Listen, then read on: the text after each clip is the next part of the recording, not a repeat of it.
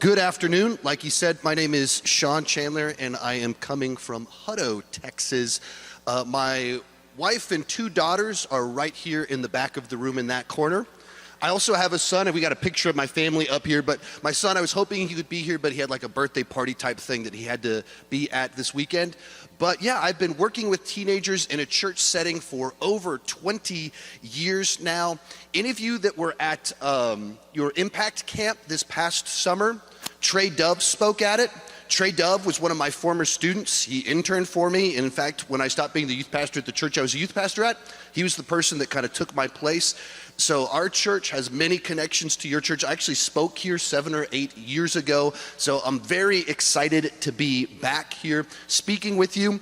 And as he mentioned, currently my day job is that I'm a full-time YouTuber, which just kind of happened where I started talking about movies on the internet, got lucky, and it took off. And so now that's what I do full time. And through that, I'm a member of a number of just critics associations, things like that. And so earlier this year, I got to go to the Critics' Choice Awards, which is a nationally televised awards show.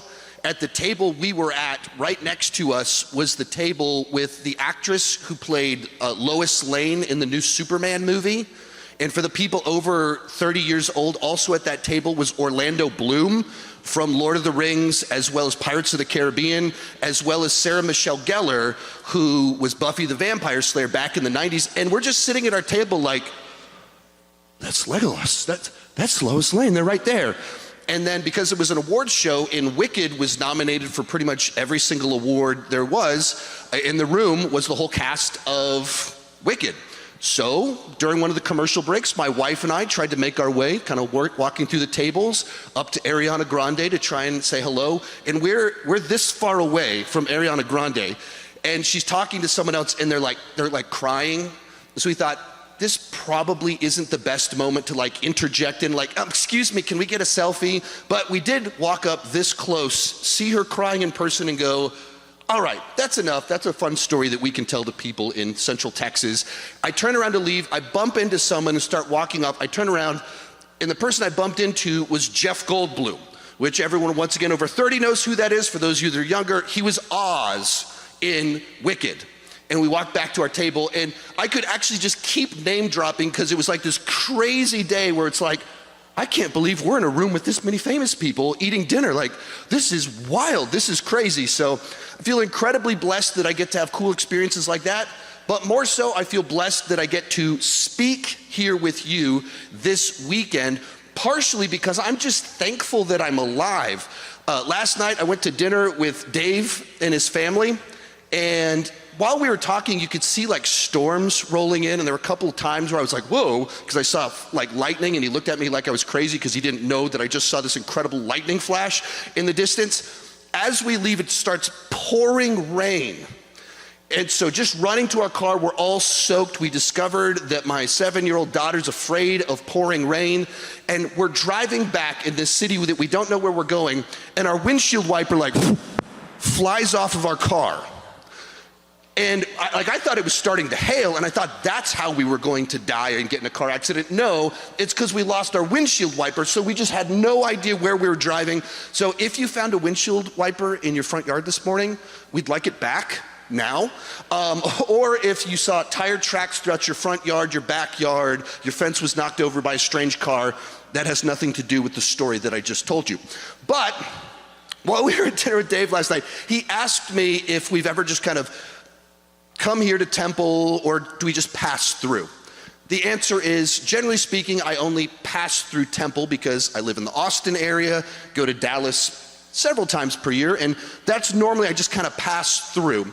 The first time ever that I passed through Temple was back in the year 2000.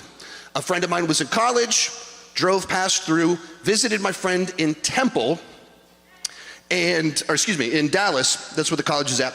And we hung out for the weekend, and then after midnight on Sunday night, left to drive home, and had to be to work at 6 in the morning. So I was gonna get no sleep anyway, but leaving after midnight from Dallas to go to Austin, about a 3-hour drive. And this is before GPS, cell phones, anything like that. So you either needed a map or you needed directions. Luckily, the directions from Dallas to Austin are very simple. Take I-35. It's that simple, and you'll pass through Temple along the way. So I leave the college with my friend, hop on I-35, start driving. I'm listening, my favorite band of the time, Weezer, listening to the Blue Album, shouting the Sweater song at the top of my lungs like crazy, driving down I-35, see the sign, says Oklahoma City, 120 miles, like awesome, put on Pinkerton, keep driving, listen to that album, Oklahoma City, 90 miles, I'm like awesome, I'm on my way to Oklahoma City, Texas, this is great. Now some of you might be thinking, actually, Oklahoma City is not in Texas. Oklahoma City is in Oklahoma. See, you're all smarter than I was when I was your age. It was pretty dumb, obviously. So I keep driving, and I had a realization because I saw a sign that said, Oklahoma State Line. And I went, I'm not very good at geography, but I do know that Oklahoma, the state, is not in Texas, the state. It was like, oh wow, I've been going the wrong direction this entire time. I pull over, call my mom, because once again, this is before cell phones, find a gas station, call my mom, and I go, how do I get back? She goes, well, are you on I-35? Yeah. Well, you went the wrong direction. Just go the other way. Oh, so turn around, drive back the correct direction on I-35 and get home in time to take a 3-minute nap before going to work at 6 a.m. and ended up having a very stressful night, but gaining an amazing sermon illustration for the last 25 years. Well, why do I say this? I went the wrong direction and it made for a really bad day. But it was just one bad day. It's possible to go the wrong direction with your entire life. It's possible to dedicate your life to something that will not satisfy. And this weekend is all about helping you go in the right direction. There's 2 ways that you can go, and this is what we're going to be diving into this entire weekend. You can live for under the sun, or you can live for the eternal. There's 2 paths. We're going to define both of those as we go throughout all of this, but we want you to go in the right direction.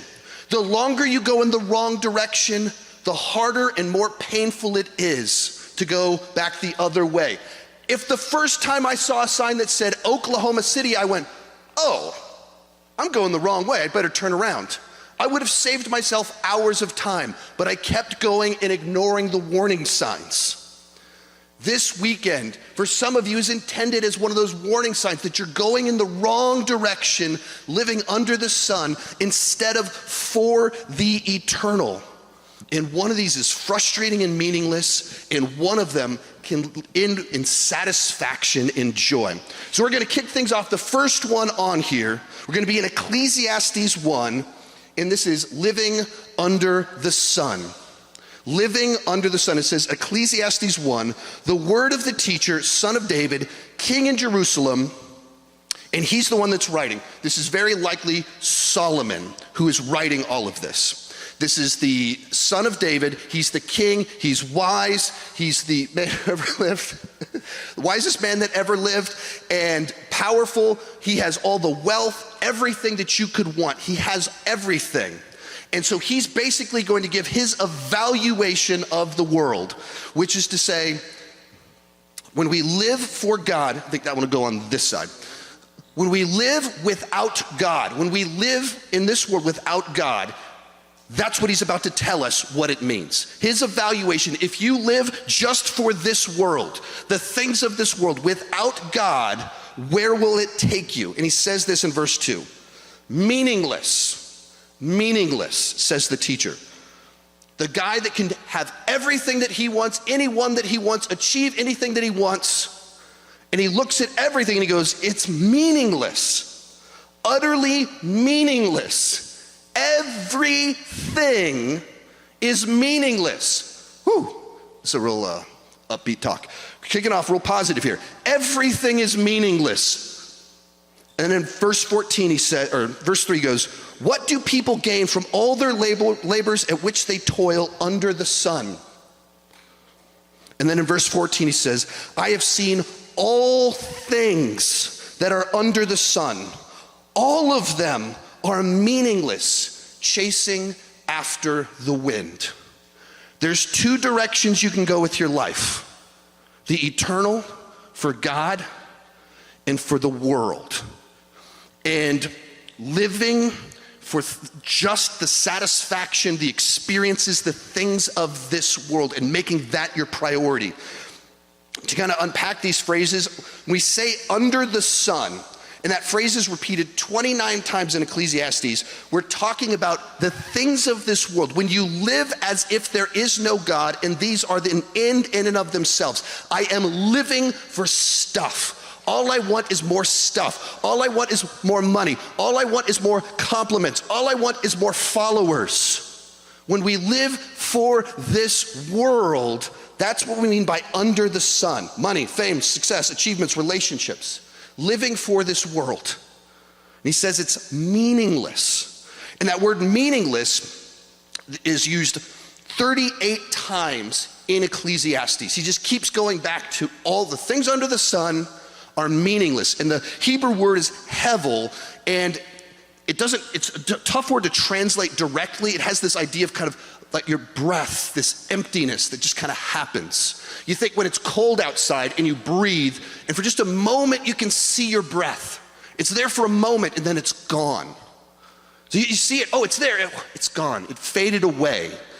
That's kind of the image that he says, like all of this stuff in this world, it's cool that you got a compliment, but are you satisfied? When you win the big game, when you get not just a victory royale, but you get the crown royale in Fortnite, are you satisfied? Are you done? No, you go, I gotta play again. Can I get another one? Can I keep it up? It never satisfies. It's there, it's awesome, and then it's gone. It's like a hamster wheel.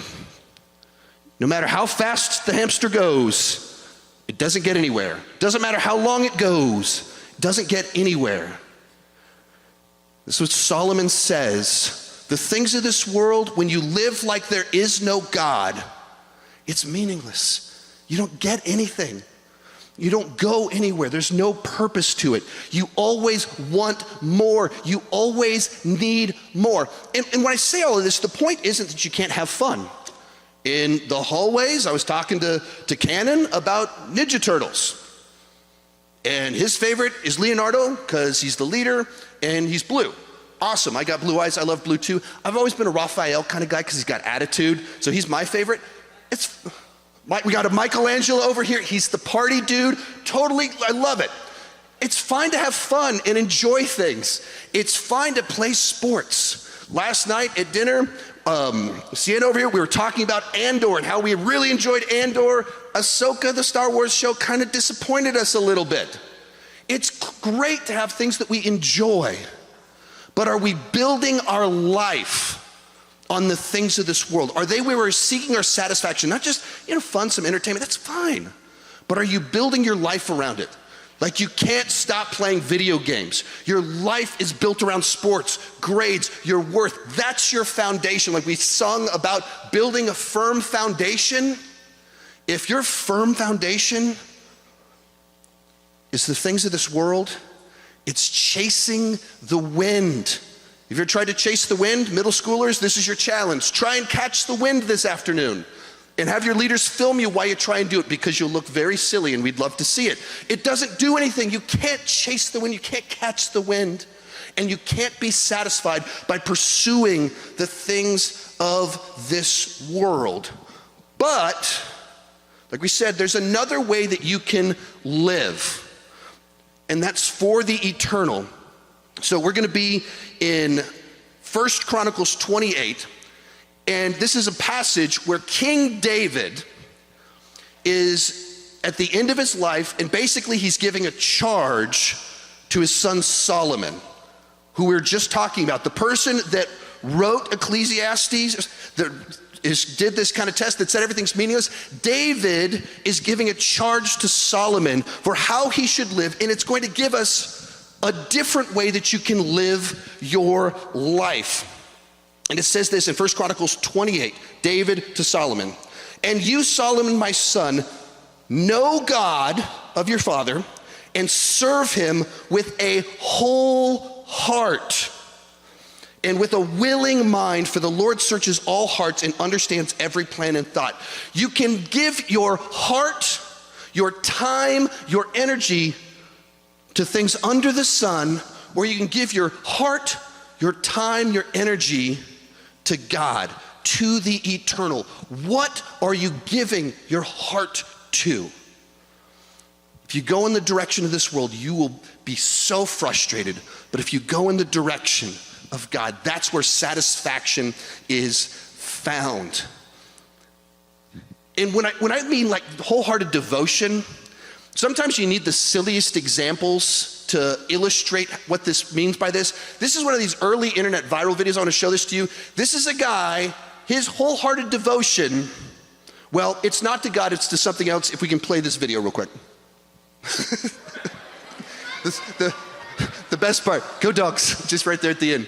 So, it's a very silly video, but what it shows you is exactly what he has unrestrained devotion to. You know exactly what he loves, the Georgia Bulldogs. So much so that he will put on the white base coat and go on national television screaming like a lunatic about a visor, his visor's cut, like scream like a crazy person, because he has no shame when it comes to his love for the Georgia Bulldogs. And it's just like a glimpse of what it looks like to just be so passionate about something. It's a silly version of it, but it just paints a picture of unrestrained devotion. And you go, what does your devotion to God look like? Like, how extreme would you go with your devotion to God? This passage kind of starts to enlighten us. It gives us some words to describe what that a wholehearted devotion to God looks like. And it says, know the God. That word know in the Hebrew is the idea of like to know intimately, deeply, experientially. And you go, if you've never ridden on a plane before, you can know intellectually what it would be like to be in a plane and you have to buckle your seatbelt, but that's not the same thing as experiencing it. The first time you're in a plane and it takes off and you're like, whoa, that's weird. The first time you look out the window and you're like, I'm 10,000 feet in the air in a tube. This is crazy. Experiencing it is not the same thing as knowing about it. And when we say we want you to experience God, that's what we mean. Not just knowing things about God, but this whole weekend is about connecting with God, with the eternal. That through worship, through teaching, through your discussion groups, through the community, through mentors, through everything that we do is that you would connect and you would experience God on a deeper level. And once again, we kind of ask, do you experience God on a weekly level? The same way that you experience things under the sun. The second word that it has there is it says to serve. The Hebrew word, this idea of kind of service, is worship. Just giving your life for something. Serving God with your life. I live for God. That's what kind of the deeper meaning of that is. And so, contrasting two ways of living. Do you live to experience and serve things in this world? Or do you live to experience and serve God? What does your time go towards? But the reality is there's actually kind of a middle one. Most people in this world that are in church world kind of find themselves in this middle spot where you have what's a divided heart, where kind of right here, you know, and I love God and Fortnite and, well, I mean, grades in school, and so you're trying to do this and have this situation where you're trying to hold on and give all of your heart to God, but also this over here. and you're wrestling constantly on the inside with where you're at. Leaning one, like right, you're at Connect weekend, so you're leaning this way pretty heavily, but then next week's gonna happen, you're invited to that party, you're at your friend's house, you're sitting at the table, and suddenly you start leaning more this way. And this, you're going, okay, I still wanna have a little bit of connection to God over here, but so often we find ourselves here in the middle, between the two, with a divided heart. And it plays out in several kind of different ways. Kind of the first one is that you look good on the outside. There's a lot of people in church world, you do all the things you're supposed to do, you don't do the big bad sins, you never robbed a bank or anything like that. You look pretty good on the outside, but there's still stuff kind of going on the inside that shouldn't be there. Maybe it's secret sins. Maybe it's you are a gossip, you talk bad about people when they're not there. Maybe it's that you'd be embarrassed if we saw the way that you talk to your parents, the way that you treat your younger siblings, things maybe going on with a boyfriend, a girlfriend, what you're doing on the internet late at night. On the outside you look great, but there's stuff in your heart that's this. You do love God, but you also don't want to let go of something else. It reminds me of this one time, I've only been skiing one time in my life, and it was a college ski trip like 25 years ago, and we stayed at a place called the Silver Buckle Motel. Pulled up to it, on the outside it looks great. You know, it's a snowy area, so it's like nice white snow, and then these big gigantic trees, like lush green wood, and the exterior of the building was like this red wood, so it's just like nice rustic feel, looked great on the outside, and the sidewalks were nice and clean. Like, this is awesome. Then we open our door and we walk into the room, and all the dirt and gravel and mulch and stuff was in our room. Like, they grabbed a blower and they just went, we want the outside to look great. And they blew it, and it went under the door into our room. So outside looks awesome, and then you walk inside and it's like, there's literally dirt everywhere. Like, okay, whatever. We walk into the bathroom, and initially it looks really clean. And in fact, this place is so clean, on the toilet, there's a seal, a little piece of paper that they wrapped around the bowl, and it said, certified clean.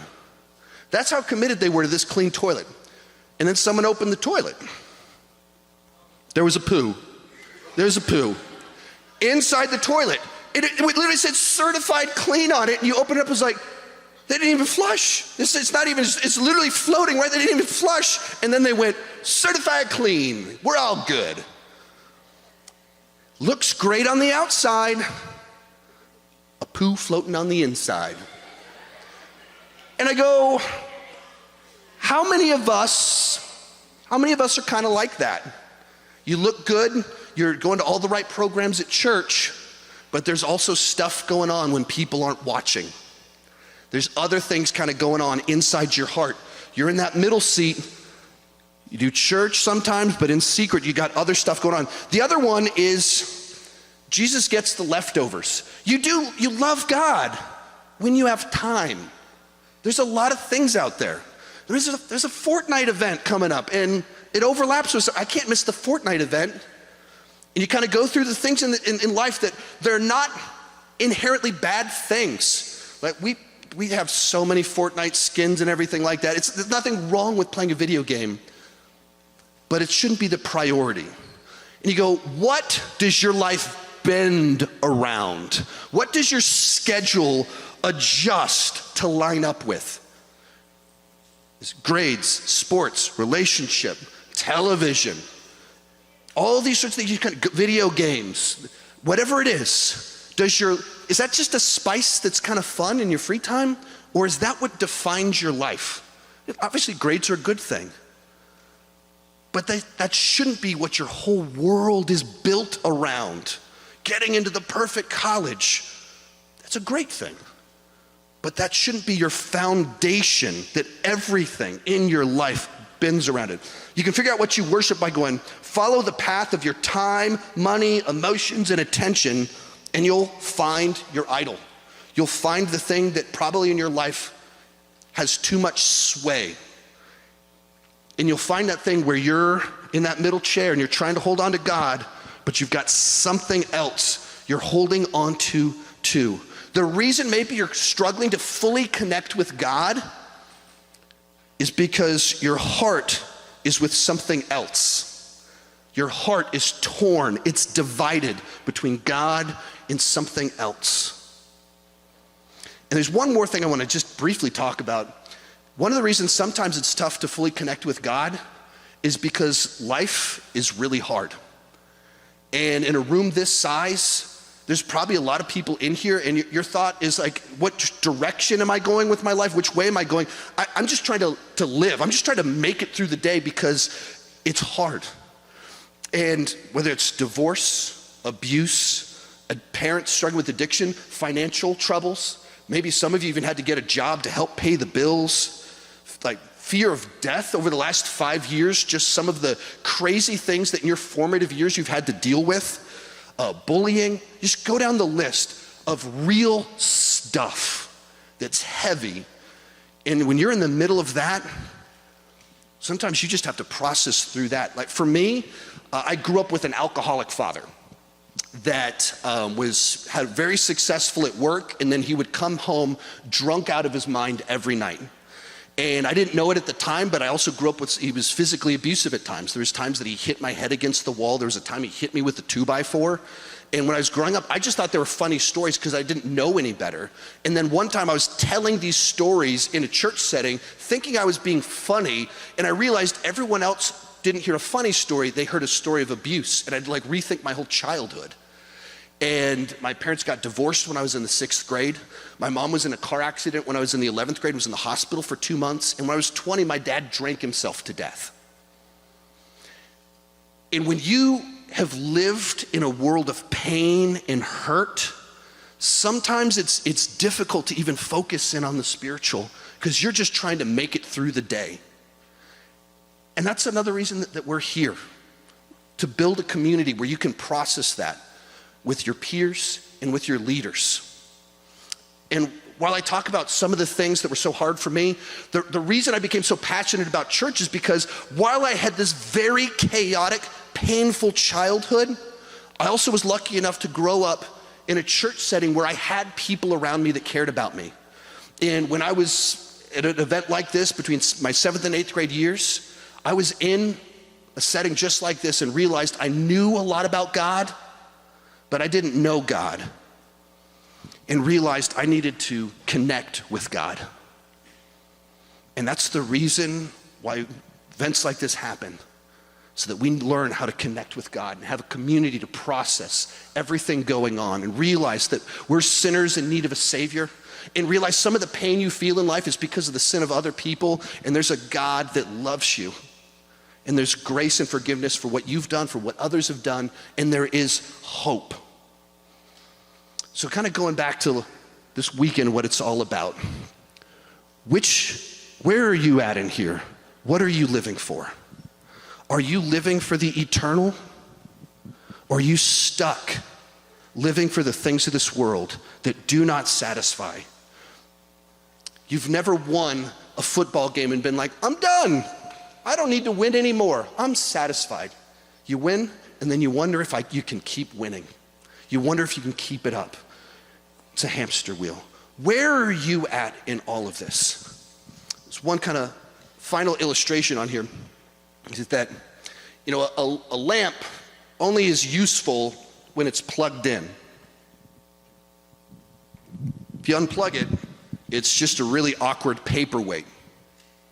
It's meant to be connected to power, and suddenly it has a purpose, it has meaning, and it's useful. We're not meant to just be in this world under the sun.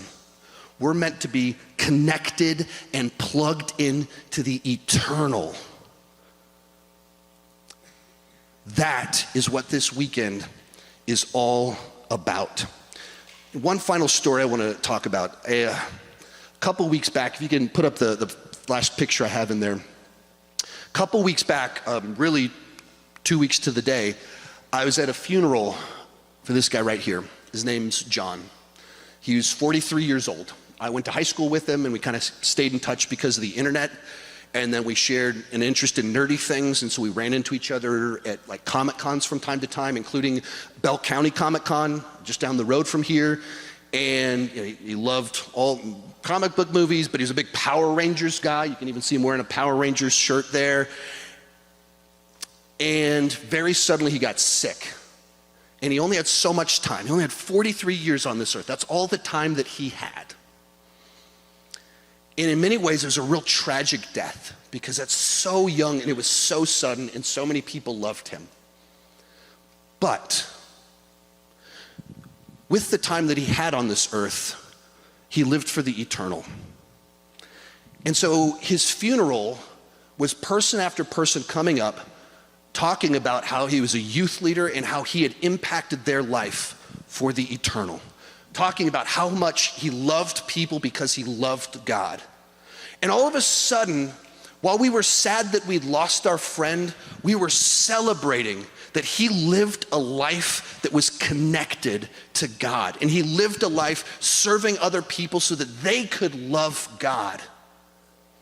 And while he only had 43 years, he did something that mattered forever. He had a cool collection of Mighty Morphin Power Rangers memorabilia going back 30 years. That's not what we didn't talk about all the fun things. That was what he did for fun. But he lived for Jesus. He served Jesus. His heart was with Jesus. And that's what we want for you this weekend. That you realize all the places where your heart is torn and that you'd let go and you'd commit your life fully to connecting with him. Let's pray.